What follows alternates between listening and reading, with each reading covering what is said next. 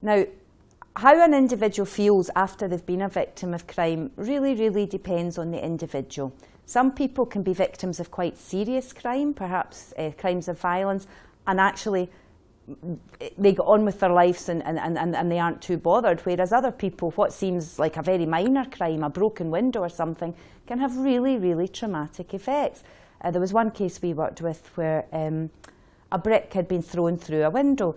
Now, the young man that had thrown the brick was charged with vandalism, which is, you know, a relatively low-level offence. Unfortunately, the brick had landed in a baby's cradle, and the baby had been in that cradle just moments before. So the mother of that child felt that it was an attempted murder on her child, and that her child could have been really badly hurt. So the impact of that crime on her was far worse than the impact of, you know, vandalism normally is. So you can't look at a crime and judge what the impact will be.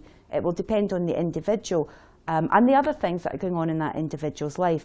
On a worst case scenario, crime can cause people to be physically damaged, of course, physically harmed, perhaps for life. Crime, you might be disabled for life as a result of crime. You can have time off your work, which, you know, costs everybody money, costs your company money.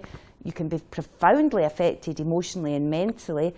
Victims of sexual crime, for example, quite often have the symptoms of post-traumatic stress disorder as a result of the crime that's been carried out in them. So as the impact on individuals can range right across from, you know, physical health, mental health, obviously loss. If you have your property stolen, you've lost money, you know, time off work, it can affect your career. It can affect you in other ways.